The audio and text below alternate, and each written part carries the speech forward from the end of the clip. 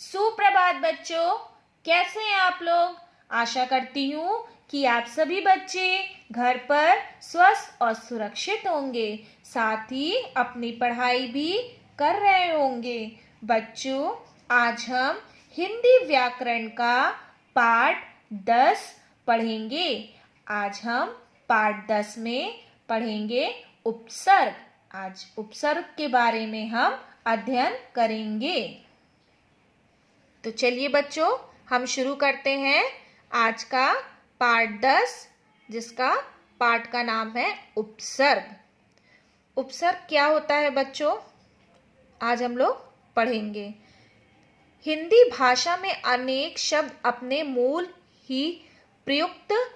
रूप में ही प्रयुक्त होते हैं, लेकिन कुछ ऐसे शब्द होते हैं जिनके आगे कुछ शब्दांश लगाने से नए शब्द बनते हैं। जैसे कि यहाँ पे आप देख रहे हैं बच्चों, पहला शब्द लिखा है दुर्बल। दुर्बल को लिखा है दुर धन बल। ये क्या है, शब्द को अलग अलग करके लिखा है, दुर धन बल। तो क्या हो गया, दुर्बल। फिर हम देखेंगे दूसरा शब्द सन्यासी। सन्यासी शब्द को अलग अलग करके लिखा सम धन न्यासी। तो क्या हो गया, सन्यासी। इसे हम पढ़ेंगे सन्यासी, लेकिन हम जब लिखेंगे इसे अलग अलग करके तो हम इसे लिखेंगे सम धन न्यासी। फिर तीसरा है हमारा अधखिला। इस शब्द को हम अलग अलग करके लिखेंगे अध धन खिला।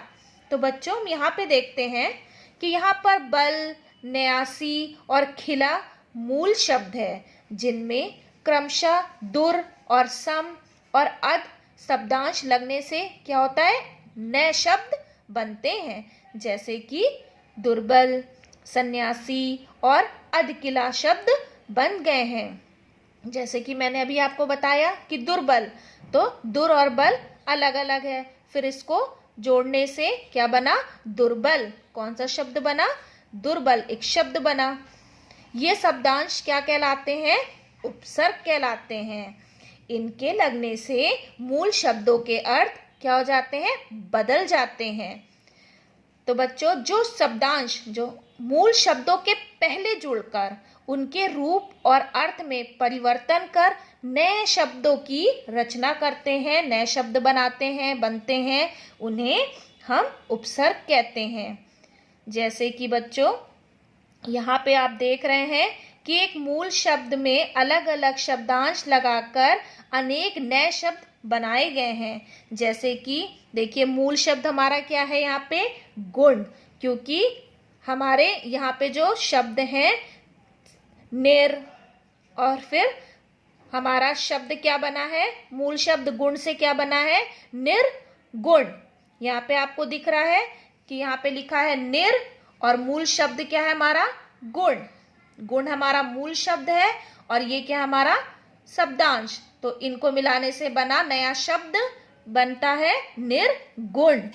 जो उपसर्ग होते हैं बच्चों, वो हमेशा शब्द के शुरू में पहले जुड़कर एक नए शब्द के अर्थ को प्रकट करते हैं, बताते हैं। दूसरा है हमारा अव। अब अव में फिर हम मूल शब्द को लगा देंगे तो क्या बन जाएगा, अवगुण। उसी प्रकार से यहाँ पे भी हम देखेंगे बच्चों, गुण के पहले क्या लगा है हमारा, अव। तो अव हमारा क्या हो गया, उपसर्ग, ठीक है, और उसमें गुण लग गया तो अवगुण एक शब्द बन गया, नया शब्द।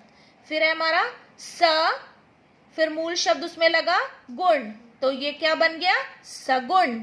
ये क्या हो गया हमारा, उपसर्ग हो गया। जो शब्द के पहले लगते हैं, मूल शब्द के जो पहले जुड़ लगते हैं, वो क्या कहलाते हैं, शब्द उपसर्ग कहलाते हैं। फिर है दुर। दुर में मूल शब्द गुण लग गया तो क्या बन गया, दुर्गुण। उपसर्ग केवल अन्य शब्दों के साथ मिलकर ही शब्द रचना में सहयोग करते हैं। इनका स्वतंत्र रूप में भाषा में प्रयोग नहीं किया जाता। अब देखेंगे बच्चों हम लोग उपसर्ग के भेद। भेद का मतलब होता है प्रकार, कि उपसर्ग कितने प्रकार के होते हैं। हिंदी में उपसर्ग जो है बच्चों वो 4 प्रकार के होते हैं। पहला संस्कृत के उपसर्ग, दूसरा है हमारा हिंदी के उपसर्ग, और तीसरा भेद है अरबी, फारसी या उर्दू के उपसर्ग, और चौथा भेद है बच्चों जो कि है संस्कृत के कुछ अव्यय। तो कितने भेद हुए हमारे?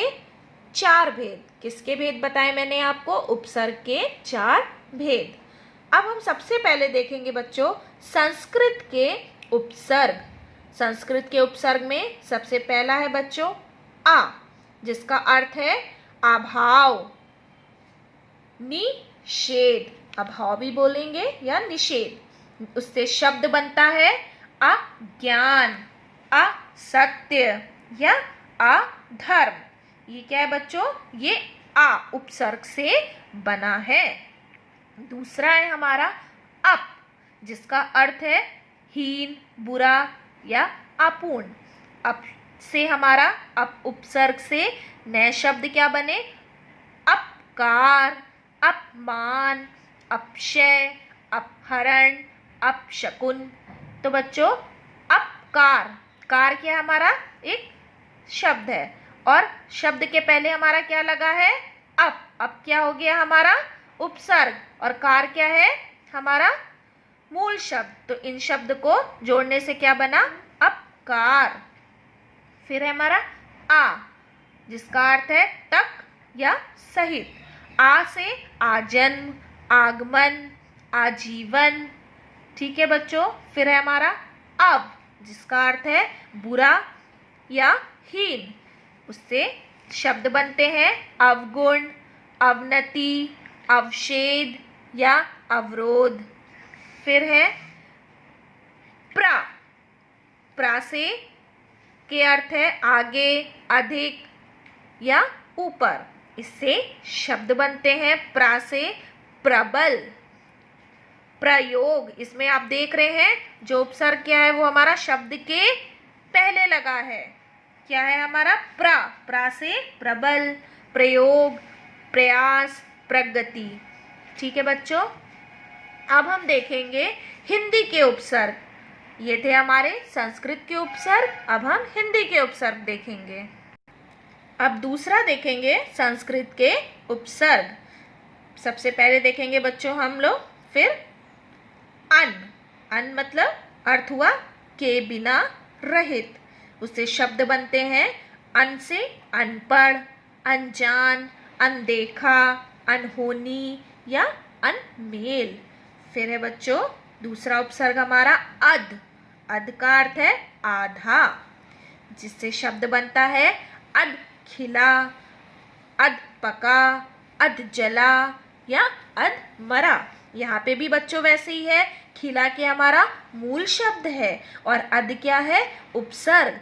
जो शब्द के पहले लगते हैं, फिर मैं बता रही हूँ, वो उपसर्ग कहलाते हैं, और वो दोनों आपस में जुड़कर एक नए शब्द का निर्माण करते हैं। फिर हम देखेंगे बच्चों कु, जिसका अर्थ है बुरा। कु क्या है हमारा? उपसर्ग। उससे शब्द बना कुढंग, कुसंग, कुचाल या कुमति। अब हम तीसरा देखेंगे बच्चों। तीसरा भेद हमारा है उर्दू के उपसर्ग, जिसमें सबसे पहले हम देखेंगे ला क्या है हमारा? उपसर्ग। ला का अर्थ है बिना या रहित। उससे शब्द बनता है बच्चों ला इलाज, ला जवाब, लापरवाह या लापता। फिर देखेंगे दूसरा उपसर्ग बच्चों गैर, जिसका अर्थ है बिना। गैर हाजिर, गैर कानूनी। ये क्या है? हमारे नए शब्द हैं। फिर देखेंगे बच्चों हम कम, जिसका अर्थ है थोड़ा या हीन। उससे शब्द बनते हैं कम से कमजोर, कम अक्ल, कम उम्र या कम खर्च। अब देखेंगे बच्चों, हमने अभी तीसरा देखा, अब हम आखिरी भेद देखेंगे। आखिरी भेद है हमारा उपसर्ग संस्कृत के कुछ अव्यय, मतलब उपसर्ग की तरह प्रयोग किए जाने वाले संस्कृत के अव्यय। तो हम सबसे पहले देखेंगे, पहला सत उपसर्ग है हमारा, जिसका अर्थ है अच्छा। इससे शब्द बनता है सत्कार, सज्जन, सत्कर्म। ठीक है। फिर हम देखेंगे चिर। चिर हमारा उपसर्ग है और अर्थ है इसका बहुत समय। और चिर से शब्द बनते हैं चिरस्थायी, चिरायु, चिरंजीव और चिरकाल। फिर है बच्चों हमारा सा। सा हमारा उपसर्ग है और उसका अर्थ है सहित, जिससे शब्द बनते हैं सहर्ष, साकुशल, साकुशल या सजल। तो बच्चों आपको समझ में आया कि उपसर्ग क्या होता है और उसके कितने भेद होते हैं। एक बार मैं फिर से दोहरा देती हूँ इस पार्ट को कि आपको अच्छे से समझ में आ जाए। बच्चों उपसर्ग क्या होते हैं? मूल शब्दों से पहले लगकर नया शब्द बनाने वाले शब्दांश क्या कहलाते हैं? उपसर्ग कहलाते हैं। फिर मैंने आपको बताया कि हिंदी में उपसर्ग जो है वो 4 प्रकार के होते हैं। आशा करती हूँ बच्चों कि आपको आज मैंने पार्ट 10 उपसर्ग पढ़ाया, आपको अच्छे से समझ में आ गया होगा। अब मैं आपको इसी पाठ से संबंधित कुछ कक्षा कार्य दे रही हूँ, जिसे आप अपनी हिंदी भाषा की कॉपी में लिखेंगे। धन्यवाद।